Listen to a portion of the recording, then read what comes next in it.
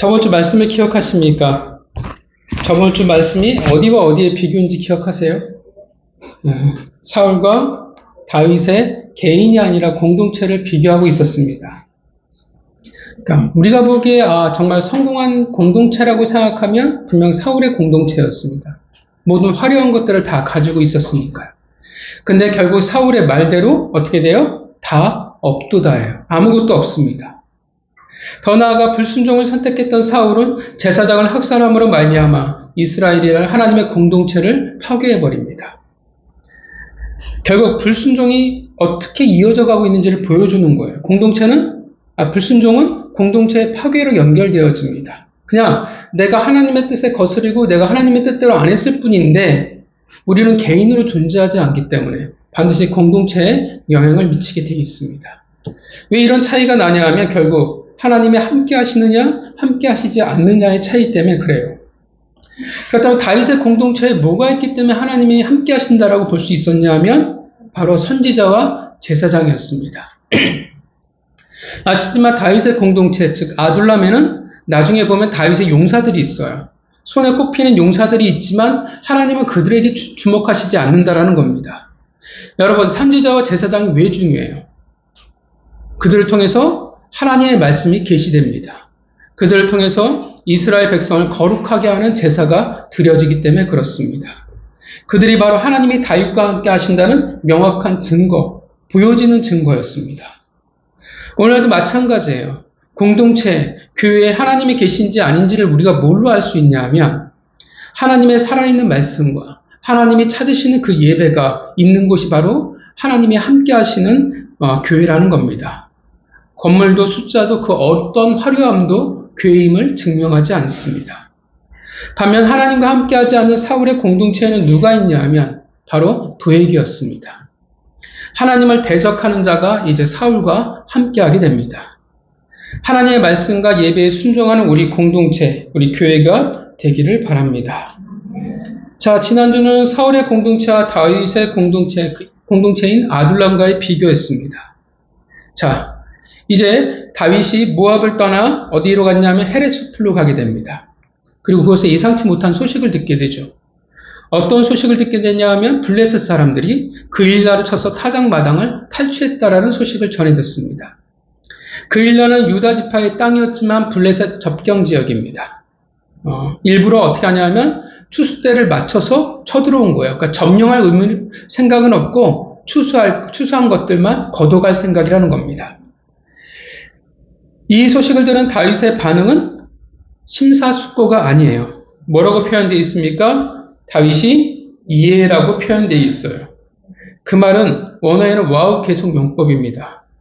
그 말은 즉시 소식을 듣자마자 다윗이 어떤 행동을 합니까? 어떤 행동을 해요? 여호와께 뭐라고 해요? 묻습니다. 내가 가서 이 블레셋 사람들을 치리이까? 하나님의 답은 세 동사로 표현되어집니다. 가라, 치라, 구원하라. 굉장히 단순 명료하게 명령을 내리십니다. 이 사실을 이제 다윗은 아둘람 공동체에게 말합니다. 그러자 그들이 어떻게 반응을 합니까? 순종하겠습니다라고 할까요? 알겠습니다라고 하나요? 그렇죠, 아니죠. 뭐라고 말합니까? 자, 읽어볼까요? 그들이 뭐라고 말하는지 3절 읽겠습니다. 시작. 다윗의 사람들이 그에게 이르되 오소서 우리가 유다에 있기도 두렵거든 하물며 그일라에 가서 블레셋 사람들의 군대를 치는 일이니까 한지라. 자, 사실 누구의 말이 맞습니까? 다윗의 말이 맞습니까? 아둘람 공동체 사람들의 말이 맞습니까? 사람들의 말이 맞죠. 타당합니다. 지금 그들은 어떤 상태냐면 도망자예요. 그러면 이제 사울을 피해서 쥐 죽은 듯이 숨어 있어야 된다라는 겁니다. 괜히 사울이 지금 눈에 불을 켜고 찾고 있는데 그들의 위치가 드러나면 안 된다라는 거예요. 더군다나 위치가 드러난 걸 떠나서 어떤 싸움이 있냐면 블레셋과의 싸움이에요. 가나안 땅에서 가장 강력한 군대가 바로 블레셋이었습니다. 그일야를 위해서 집을 짓고 불에 뛰어들 수는 없다라는 거예요. 왜냐하면 목숨은 하나이기 때문에 그렇습니다. 그들의 가족이 어떻게 돼요? 생명의 위협을 받을 수 있기 때문에. 그래서 두렵습니다. 1절을 보면 아둘람 공동체에 읽었던 3절을 보면 그들의 두려움이 드러납니다. 1절을 보면 다윗은 블레셋을 표현할 때 뭐라고 표현하냐면 뭐라고 표현합니까? 블레셋 사람이에요. 근데 3절에 아둘람 공동체는 뭐라고 표현하고 있습니까? 블레셋 사람들의 군대라고 표현하고 있어요. 이게 두려움이에요. 다윗에게 있어서는 그냥 블레셋 사람에 지나지 않는데 이스라엘 사람들, 다윗을 따르는 그 공동체의 눈에 볼 때는 그냥 사람이 아니라 강력한 군대라는 겁니다. 근데 여러분 기억하시지만 다윗은 골리앗을 상대할 때도 그랬어요. 다윗은 골리앗이라는 이름을 말하지 않습니다. 뭐라고 말하냐면 그냥 블레셋 사람일 뿐이라고 이야기를 했다라는 겁니다. 이게 참 어려운 부분이에요. 여러분들이 기억하지만 12정탐꾼을 파견했잖아요. 2명과 10명이 의견이 갈립니다. 여호수아와 갈렙은 가나안 땅에 들어가자 이야기하고 10명은 반대합니다. 근데 누구 보고가 사실 정확한 겁니까? 10명의 사람들의 보고가 정확한 거예요. 이게 참 어려워요. 우리가 상황, 타당함을 따라가야 할 것인가? 하나님의 말씀을 우리가 따라가야 할 것인가? 근데 하나님이 직접 계시하시면 돼요. 우리 꿈에 나타나든지 우리 앞에서 천연을 딱 하셔서 너희가 이렇게 하면 좀 편한데 하필 누구를 통해서 이 말씀을 전하냐면 반드시 사람이에요. 오늘 본문은 다윗이고 출애굽기에서는 누구였냐 하면 모세였어요. 이 말을 믿을 수 있냐라는 거예요. 이게 참 어려운 부분입니다. 하나님이 세운 리더이지만 사람이기 때문에 공동체의 뜻과 안 맞을 때 어떻게 해야 하냐라는 고민이, 현실적인 고민이 생겨져 버린다라는 겁니다. 이제 이거는 참 어려워요. 많은 지혜가 필요한 부분이기도 하지만 우리가 알아야 할 것은 성경은 뭐라고 이야기하는지 그 원칙은 우리가 알아야 합니다. 그러니까 우리가 착각하면 안 돼요. 우리는 민주주의를 존중하고 그에 따라서 다수결을 그리고 회의의 결과를 존중합니다. 그러나 분명 기억해야 할 것은 교회는 사실 원래는 민주주의가 아니에요. 민주주의의 뜻에 다수결의 뜻에 따라가는 공동체가 아니라 오직 하나님의 뜻에 따라가는 공동체여야 한다는 것입니다. 교회는 사람의 뜻으로 만들어지지 않아요. 오직 하나님의 뜻으로 만들어지는 곳입니다. 물론 인간이라 그래서 모든 절차를 존중하고 우리가 따르기는 하지만 더 중요한 근거는 사실 뭐냐 하면 다수결의 의견이 아니라 지혜가 아니라 뭐가 가장 크냐 하면 하나님의 뜻에 순종하는 게 우리의 가장 기본이 되어야 한다는 겁니다. 물론 이렇게 얘기할 수 있어요. 목사도 사람인데 어떻게 따라갈 수 있습니까? 본문의 다윗도 사람이에요. 모세도 다 사람이었습니다. 성경의 모든 사람들은 다 사람이에요. 그래서 어렵습니다. 그러나 우리가 기억해야 할 것을 성경은 보면 하나님은 당신이 세운 자에게 순종을 가르치고 훈련시키게 되어 있습니다. 어려워요. 이것을 적용하는 데서 참 많은 지혜가 필요하다고 생각을 합니다. 그러나 성경에서 말하는 그 출발점, 그 기준은 무엇인지는 우리는 명확해야 한다고 생각합니다. 모든 회의는 공동체의 의견은 다 순종을 근거로 해야 합니다. 자, 아둘람 공동체가 어떻게 해요? 사람들이 다수가 반대했어요. 그들의 의견이 틀렸냐? 맞아요. 그러니까 다윗이 어떻게 반응을 합니까? 어떻게 해요? 4절에 다윗이 여호와께 다시 묻자오는데 공동체의 의견이 틀린 게 아니에요. 그래서 다윗이 다시 하나님에게 묻습니다. 근데 중요한 건 누구에게 묻냐라는 거예요. 사람들에게 묻는 게 아니라 하나님에게 묻습니다. 그리고 하나님의 그 답은 한결같습니다. 일어나 내려가라 내가 넘기리라. 잘 보면 다윗은 공동체를 설득하는 것이 아니라 타당함을 따라가는 것이 아니라 다윗이 말하는 것은 오직 하나예요. 뭘 말하고 있습니까? 그냥 하나님의 뜻을 전할 뿐이라는 겁니다. 물론 그래서 믿는 것도 순종을 선택하는 것도 어떻게 해요? 다 자신의 몫이에요. 우리에게 하나님이 자유의지를 주셨습니다. 자유의지를 주셨다라는 것은 내가 불순종을 선택할 수도 있고 순종을 선택할 수도 있다라는 뜻이에요. 순종을 억지로 시키는 것이 얼마만큼 가능하겠냐라는 거예요. 쉽지 않다라는 것입니다. 그러나 기억해야 할 것은 선택은 각자의 책임이 되어집니다. 아둘람에게는 사실 선택의 여지가 없습니다. 사실 그게 맞아요. 그래서 그들은 순종합니다. 다윗은 그들을 굳이 설득하지 않았습니다. 따라오든 안 따라오든 하나님의 뜻이, 하나님의 명령이 다윗에게는 중요했을 뿐입니다. 그들은 그들의 타당함이 아니라 그래서 안 맞음에도 불구하고 순종했습니다. 그래서 저는 이 아둘람 공동체가 참 대단하다고 생각해요.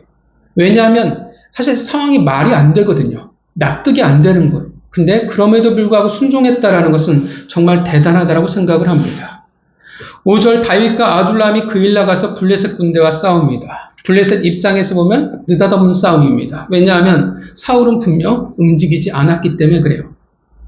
다윗은 그들을 크게 쳐 죽였고 빼앗긴 가축들을 다시 찾아와 그 일날을 구원하게 됩니다. 그때 아히멜렉의 아들 사울의 사람이었던 도에게 죽음을 당했던 대제사장 아히멜렉의 아들 아비아들이 다윗과 함께하고 있다라고 말합니다. 그러니까 지금 시점에 아비아들이 찾아왔다는 뜻이 아니라 현재 그가 다윗과 함께 있다라는 뜻입니다. 뭘 가지고 있었냐면 대제사장의 에봇을 가지고 있습니다. 왜 대제사장의 에봇이 중요할까요? 여기서 대제사장의 에봇에 가지고 있던 특별한 물건이 있기 때문에 그렇죠. 바로 우림과 둠밈이었습니다. 하나님의 뜻을 묻는 도구였습니다. 여기까지는 참 해피해요. 근데 문제는 어느 한 사람이 사울에게 밀고를 합니다. 그래서 사울이 말하죠. 7절 하나님이 그를 내 손에 넘기셨도다. 사실 이 사울의 말은 말이 안 돼요. 하나님의 제사장까지도 죽인 사람인데 하나님과 상관이 없는 사람인데 감히 그가 하나님을 말합니다. 이런 사람들이 참 많아요. 그죠? 하나님과 함께하지 않음에도 불구하고 하나님마저도 자기 합리화, 합당함으로 삼아버리는 사람들이 분명히 있습니다.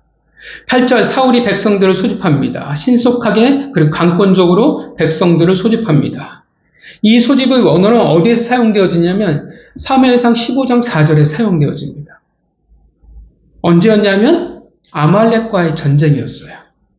여러분 아말렉과의 전쟁이 특별한 이유가 무엇입니까? 어떤 코드가 있어요? 아말렉과의 전쟁에서는 하나님 뭐라고 명령하셨냐면 거기에서 진멸하라고 명령하셨습니다. 근데 사울이 불순종해서 진멸하지 않죠. 자, 그런데 이제 사울이 어떻게 하냐 하면 다윗을 진멸하기 위해서 급히 백성들을 소집해버립니다. 말이 안 됩니다. 블레셋이 쳐들어왔을 때는 어떻게 해요? 손 놓고 잠잠했어요. 그랬더니 다윗을 위해서는 그가 가진 모든 것들을 지금 쏟아붓고 있다는 겁니다. 하나님을 그의 입에 담고는 있지만 그는 결코 하나님의 뜻을 묻지는 않습니다. 9절 이제 다윗에게 또다시 위기가 찾아왔습니다. 그 일날을 구원했지만 그 구원했다라는 사실이 위기가 돼서 돌아옵니다. 이게 처음부터 아둘람 공동체가 이 싸움에 있어서 부정적인 이유였습니다. 다윗은 참 대단해요. 본문에서 보면 다윗이 정말 대단한 게 뭐냐면 신경을 안 써요. 반대를 하든 말든. 어떤 이는 분명 이것에 대해서 불만이 있었을 텐데 봐봐 결국 이렇게 됐잖아. 기껏 반대한 이유가 뭐였는데 말을 안 들었더니 결국 이렇게 위기가 되어버렸잖아. 라고 분명 누군가가 말을 했을 것이고 분명히 그렇게 어떻게 해요? 원망을 했을 텐데 다윗은 그것 자체에 신경을 쓰지 않습니다. 그러니까 사울과 참 비교가 돼요. 사울은 자존감이 되게 낮아요. 근데 다윗은 자존감이 참 높다라는 사실을 보게 됩니다. 다윗이 묻습니다. 11절을 보면 그 질문이 참 마음을 아프게 하는 질문이죠. 11절 뭐라고 질문합니까? 그 일날 사람들이 나를 그의 손에 넘기겠나이까? 왜 이런 질문을 하겠습니까? 다윗이 느닷없이. 왜 그래요? 뭔가 심상치 않은 분위기를 다윗이 읽은 거예요. 뭔가 수군거림이 있으니까, 뭔가 낌새가 있으니까 이렇게 하나님에게 지금 구체적으로 묻고 있는 겁니다. 되게 어떻게 보면 씁쓸한 장면이에요. 사람이라는 존재가 어떤 존재인지를 본문이 너무나 잘 보여주고 있다는 겁니다. 사람은 어떻게 해요? 하나님이 아무리 은혜를 주셔도 그 은혜를 쉽게 저버리는 존재라는 겁니다. 그래서 옛날 어른들이 하신 말씀들이 있잖아요.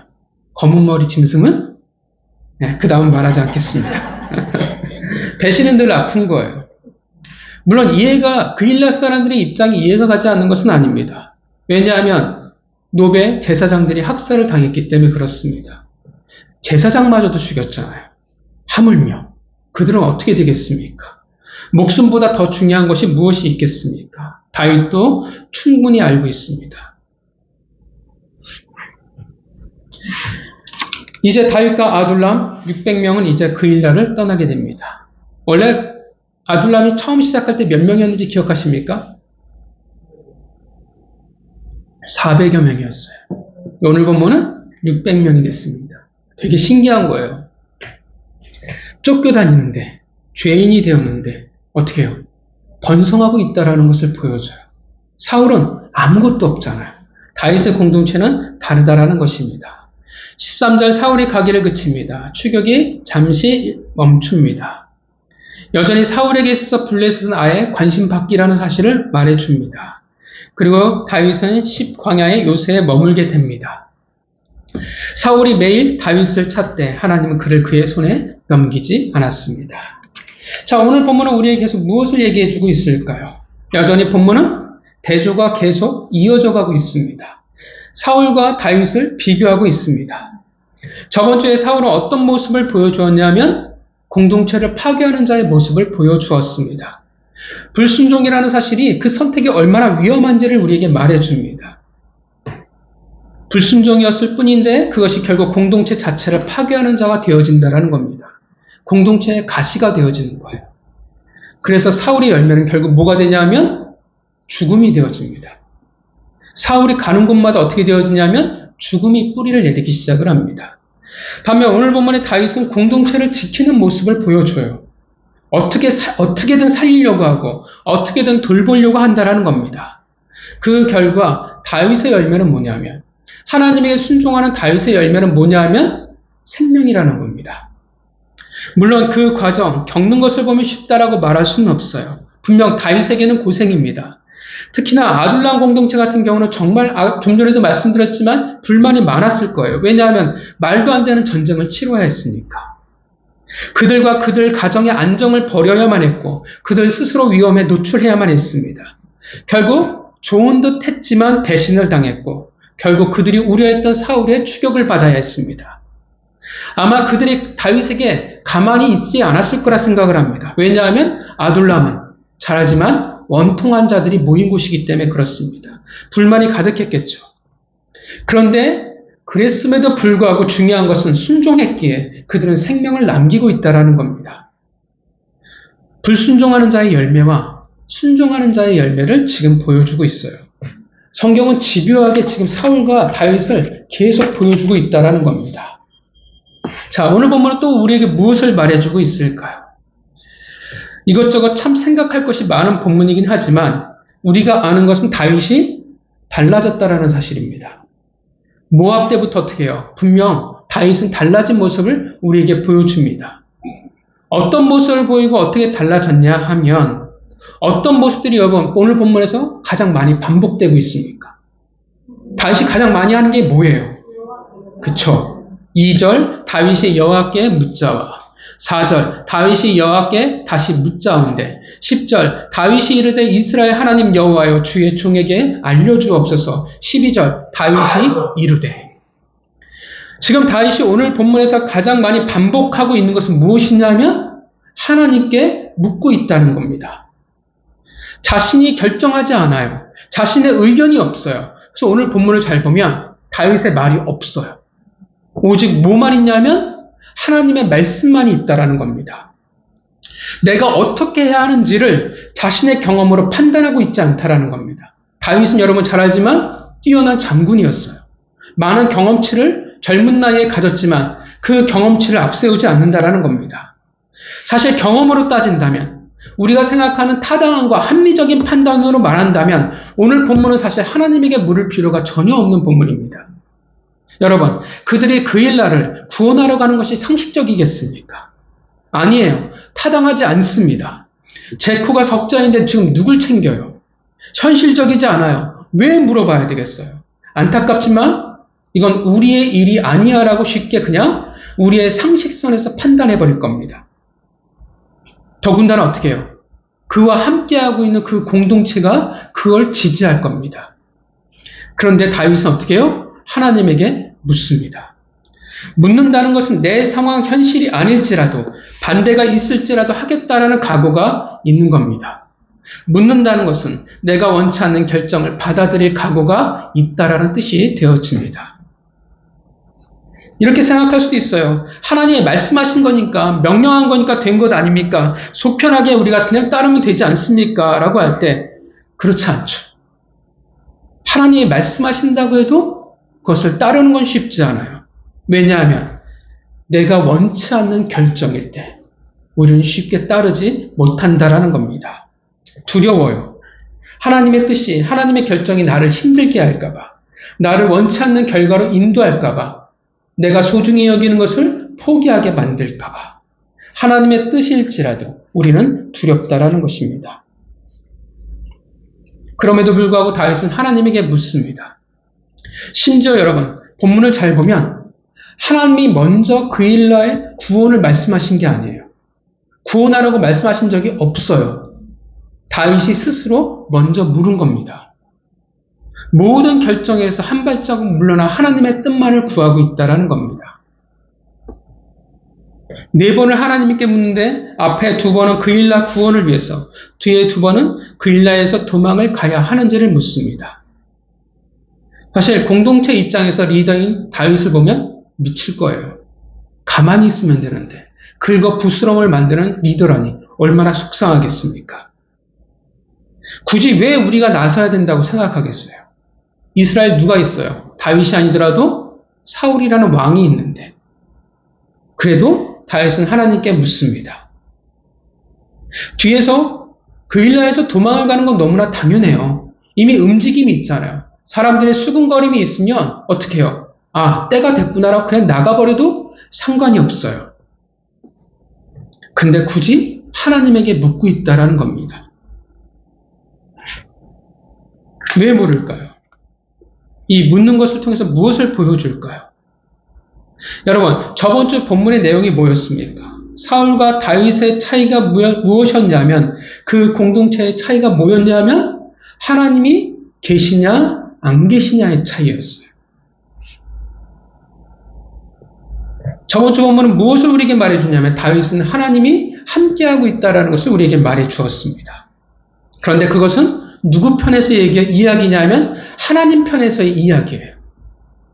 그렇다면 내가 하나님과 함께 있다는 것을 믿는다면 마땅히 어떠한 반응이 있어야 되냐라는 겁니다. 여러분, 하나님이 여러분과 함께 하십니까? 나와 함께 하신 하나님을 믿으십니까? 어떻게 할 수 있을까요? 믿음이라는 단어는 보이지 않아요. 되게 모호해요. 늘 말씀드리지만 신앙은요, 모호한 걸로 끝나면 안 돼요. 반드시 보이는 걸로 어떻게 해요? 증명이 되어야 됩니다. 그래서 믿음과 순종이 세트가 되어지는 이유이기도 하고 동전의 양면이기도 한 이유입니다. 자, 하나님과 함께 하니까 어떤 합당한 반응이 우리에게 있어야 되냐면 바로 하나님에게 묻는 겁니다. 묻는다라는 것은 어떤 의미입니까? 어떤 의미가 되냐면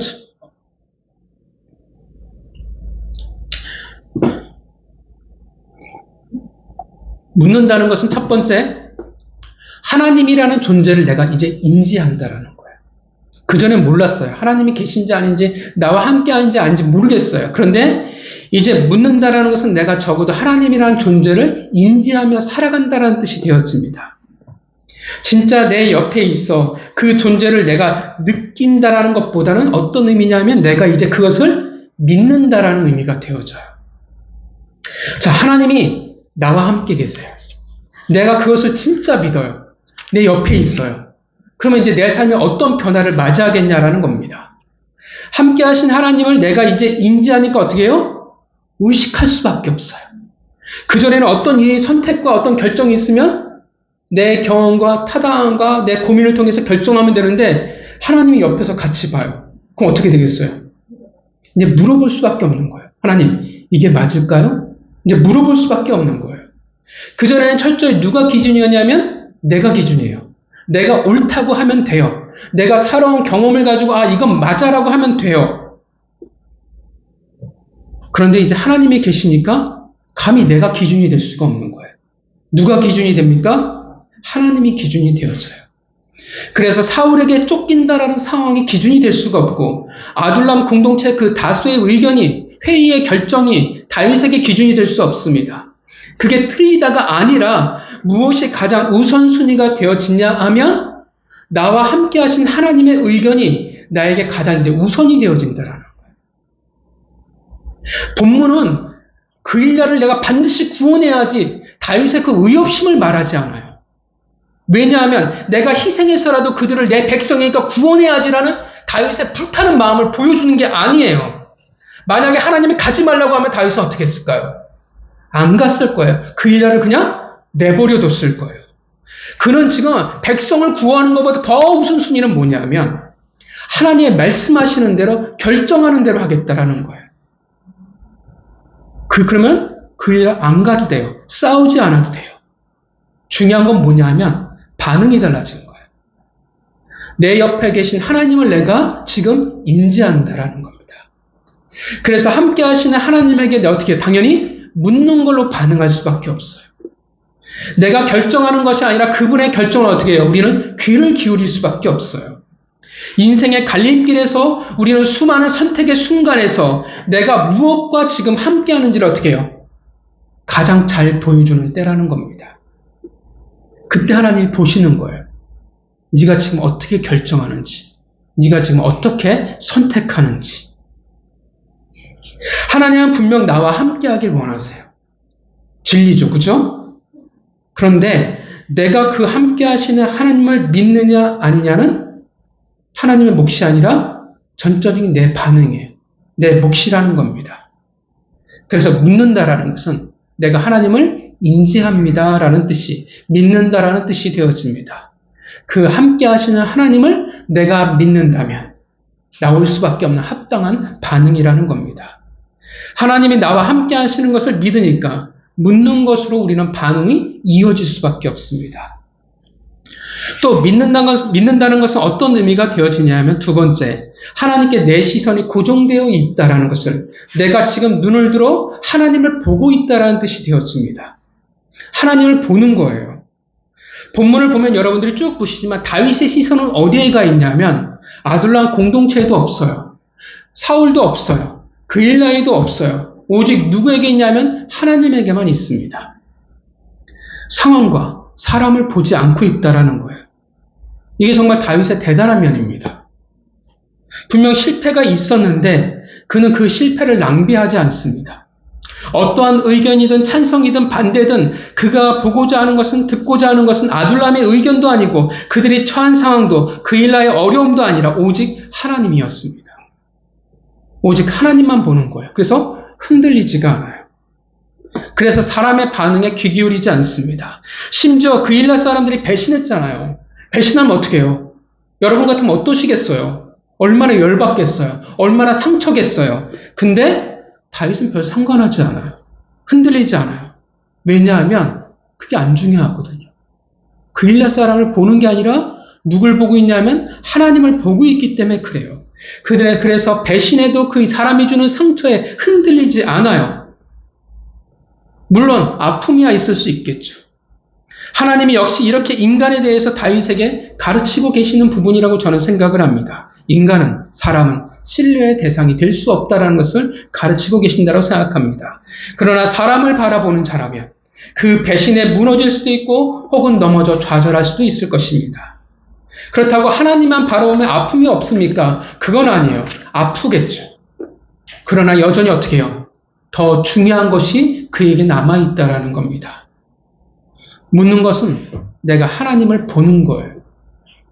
그래서 여러분, 하나님이 아브라함에게 명령하시잖아요.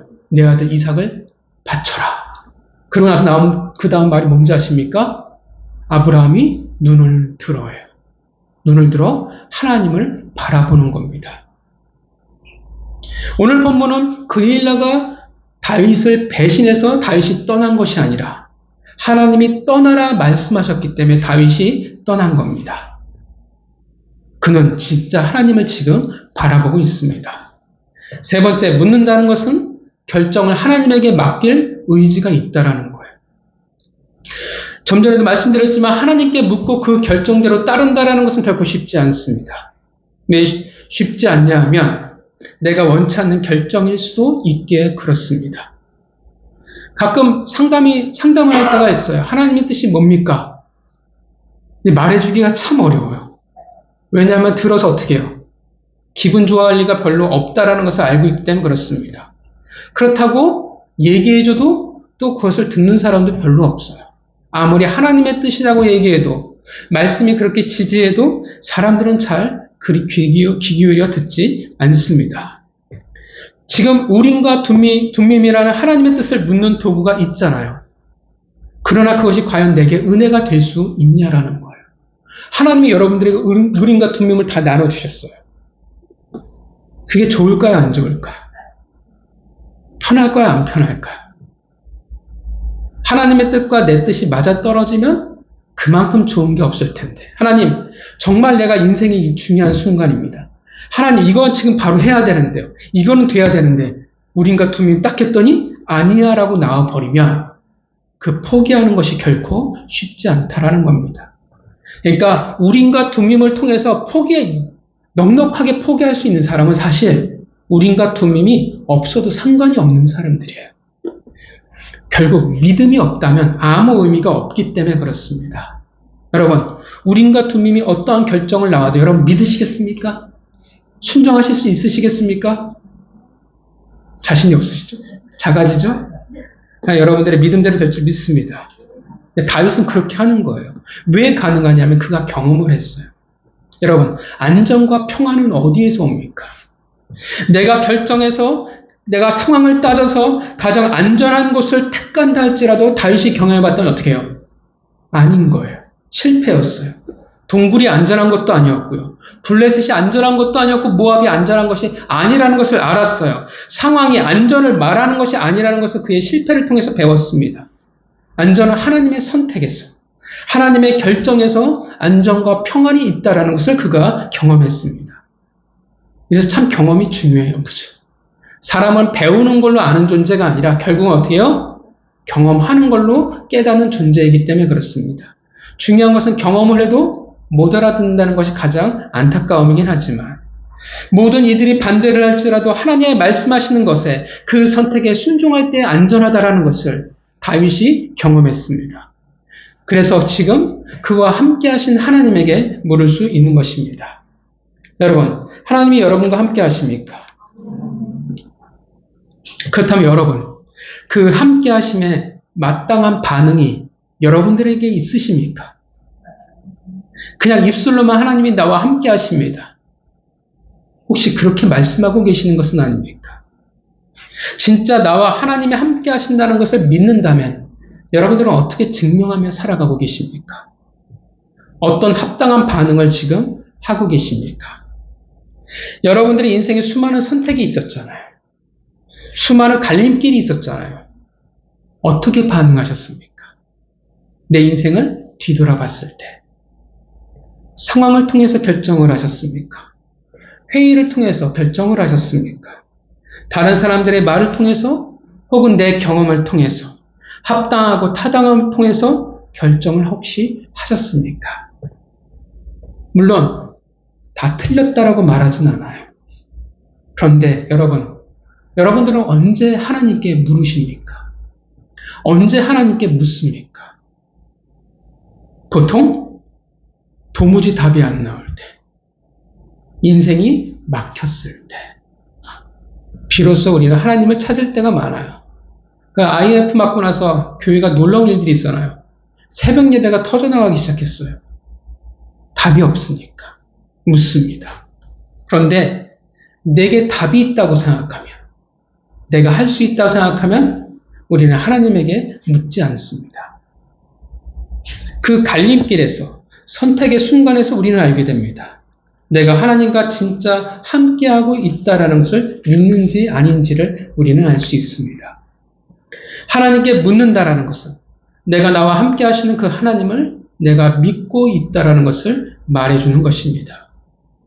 그러기에 내가 하나님을 바라보고 맡길 수 있습니다.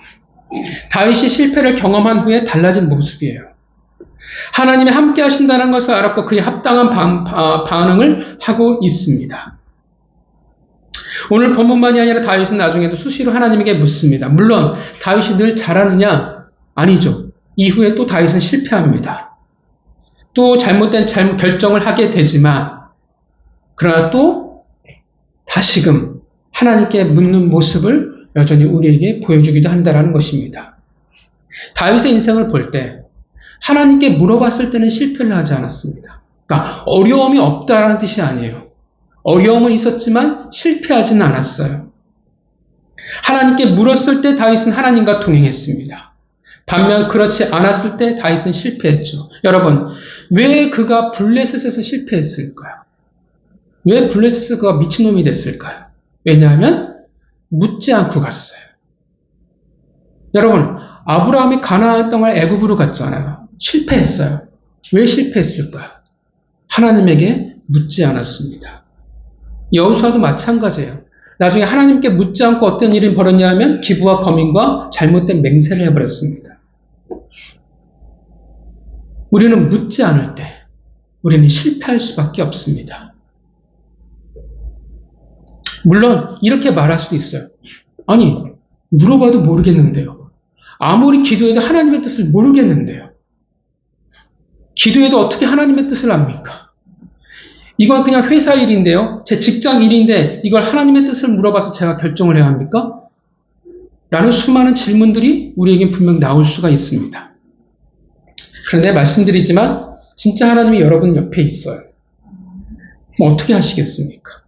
그 하나님이 눈에 보인다면 그냥 내 일이라고 내 마음대로 결정하게 될까요? 물을 수밖에 없어요. 왜냐하면 하나님은 직장이든 어디든 계속 졸졸졸 따라다니시기 때문에 그래요. 제가 지금 말씀드리는 것은 내가 기도한다고 해서 하나님에게 뜻을 묻는다고 해서 답을 아냐, 모르느냐, 알 수 있냐, 아니냐, 이 문제가 세상에서 먹고 사는 문제인데 그것이 가능하냐, 그것을 말하는 게 아니에요. 기도해도 우리가 경험하잖아요. 모를 가능성이 훨씬 더 커요. 우리가 기도를 수없이 해왔지만 아는 것보다 모르는 것이 훨씬 더 많았습니다. 중요한 것은 그게 아니에요.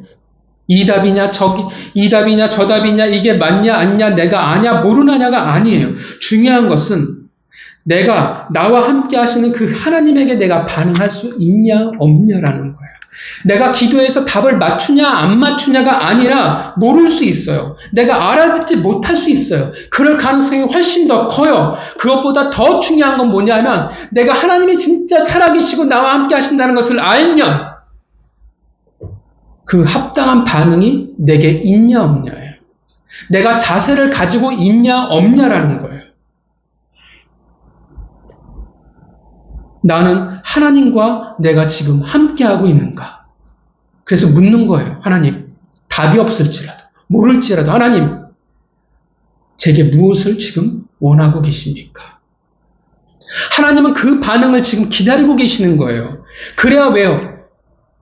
진짜 믿는 거니까. 시켜서 하는 것이 아니라 어떻게 해요?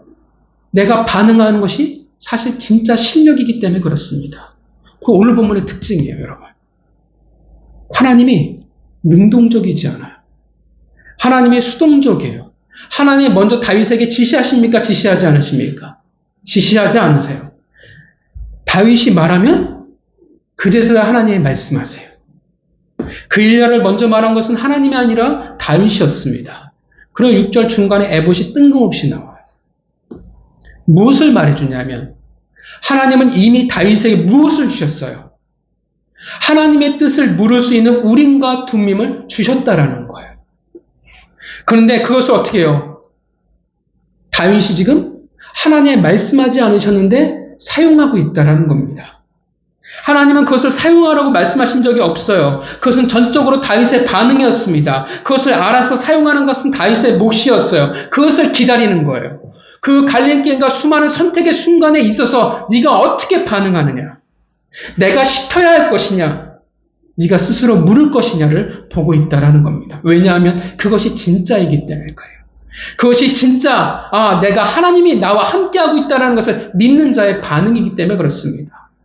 다시 한번 말씀드리지만 모를 수 있어요. 수준이 안 돼서 그럴 가능성이 우리는 훨씬 더 커요. 우리가 아무리 수많은 기도 제목을 놓고 하나님께 기도하지만 모를 가능성이 훨씬 더 큽니다. 중요한 것은 뭐냐면 아냐 모르냐가 아니라 자세예요. 그리고 그 묻는 것을 통해서 우리는 보여주게 되는 겁니다. 증명하게 되는 거예요. 대단한 말은 아니죠. 하나님, 지금 내게 무엇을 원하십니까? 하나님, 내가 어떻게 결정하기를 원하십니까? 그 묻는 그 한마디가 내가 지금 하나님을 인지하고 있습니다. 내가 지금 나와 함께 하시는 하나님을 내가 믿습니다라는 고백이 되어진다라는 겁니다. 그리고 그것을 하나님이 아십니다. 더 나아가 다른 이들이 그것을 보게 될 겁니다. 아, 하나님이 함께하는 사람은 저렇게 살아가는 것이구나. 왜냐하면 그렇게 묻고 살아가는 사람은 결국 달라질 수밖에 없거든요. 우리는 수없이 하나님과 함께하면 이야기를 해요. 하나님은 나와 함께 하십니다. 우리는 찬양해요. 우리는 그렇게 예배를 드리고 우리는 수없이 떠들어대요. 늘 말씀드리지만 우리의 입술의 고백만큼 가치 없는 것은 없습니다. 우리는 착각하면 안 돼요. 우리는 그것으로 우리의 믿음을 증명한다고 생각하면 안 됩니다. 하나님이 함께 하신다라는 것은 성공으로 잘 되는 것으로 증명이 되는 게 아니에요. 와, 저 집사님, 저 장로님 집안이 성공한 것 봐, 자녀들이 복받은 것 봐. 그것으로 하나님이 함께함을 증명할 수 없다라는 겁니다. 오늘 본문을 보세요. 본문 여러분 잘 생각해 보세요. 성공일까요? 실패일까요? 다윗이 한 것은 성공입니까? 실패입니까? 실패예요. 아무 의미가 결국 없어요. 순종했어요. 근데 달라진 게 없어요. 그래서 이것이 우리를 신앙에 있어서 힘들게 하는 부분이에요. 내가 하나님에게 뭔가 순종하고 뭔가 각오하고 뭔가 헌신한 것 같으면 뭔가 달라져야 되는데 우리는 또 뭘 경험하냐 하면 실패를 또 경험하기 때문에 그렇습니다. 나와 함께 하시는 하나님이 성공으로 드러났으면 좋겠는데 아니라는 거예요. 그렇지 않을 가능성이 큽니다. 잘 먹고 잘 사는 것으로 하나님을 드러내고 함께함이 증명이 되는 것이 결코 아니라는 겁니다. 하나님의 함께함은 여러분이 묻는 그 삶의 자세에서부터 시작되는 겁니다. 그들이 하나님과 동행함을 경험하게 될 것입니다. 그리고 그들이 결국 하나님의 뜻을 알게 될 거예요. 여러분, 해보지도 않은 자들이, 걸어가 보지도 않은 자들이 뭘 알겠습니까? 하나님이 아무리 목회자를 주시고 성경을 주시고 우린과 둔밈을 주셔도 그게 과연 그들에게 어떤 의미가 되겠습니까? 여러분, 나아가는 자들이, 고백하는 자들이 승리의 영광과 평안을 차지하게 될 것입니다. 그들이 진짜 함께 하시는 하나님을 경험하고 믿는 자들이기 때문에 그렇습니다. 우리의 인생은 수많은 선택의 갈림길들입니다. 우리는 수없이 결정을 해야만 합니다. 수많은 상황을 만나게 됩니다. 여러분, 함께 하시는 하나님이 여러분들을 바라보고 계십니다. 그리고 기다리고 계세요. 진짜 하나님과 함께하고 있는지를, 믿고 있는지를 보고 싶어 하십니다. 어떻게 해야 할까요? 진짜 믿는다면 하나님께 물어보세요. 수많은 선택과 수많은 결정 속에서 하나님 무엇을 하길 원하십니까? 하나님 어떻게 결정하길 원하십니까? 상황에 따라 내 경험에 따라 다 결정해놓고 기도하지 마세요. 아무 가치가 없어요. 우리가 보통 답정너라고 하잖아요. 내 경험에 따라 다 결정해놓고 기도할 필요가 아무 의미가 없다라는 거예요. 그 시간에 차라리 주무세요. 그 기도는 가치가 없어요. 하나님께 여러분 묻는 것이 우리의 첫 반응이어야 합니다. 하나님 무엇을 하길 원하십니까? 몰라도 돼요. 알아듣지 못해도 돼요. 아직 신앙이 어린데 미숙한데 어쩌라고요. 답을 아냐 모르느냐가 중요한 게 아니라 말씀드리지만 그 삶의 자세가 중요합니다. 해볼 거 다 하고 답이 없어서 그때야 하나님께 나아가지 마시고 결정을 해야 하는, 선택을 해야 하는 그 첫걸음에 하나님에게 물으시길 바랍니다. 직장일이어도 상관없어요. 인생이어도 상관없어요. 우리의 친구 되시고 가장 나를 사랑하시고 나를 보호하신 하나님에게 물어보세요. 하나님, 제가 무엇을 할까요? 그것이 여러분들의 습관이 되길 바랍니다. 거룩한 습관은 만드는 거예요. 하나님이 여러분들에게 주시는 게 아니라 여러분들이 만들어야 합니다. 세상에 찌든 습관이 가득한 것이 아니라 거룩한 습관을 만들어야 합니다. 평소에 하는 자들이 진짜 할 수 있습니다.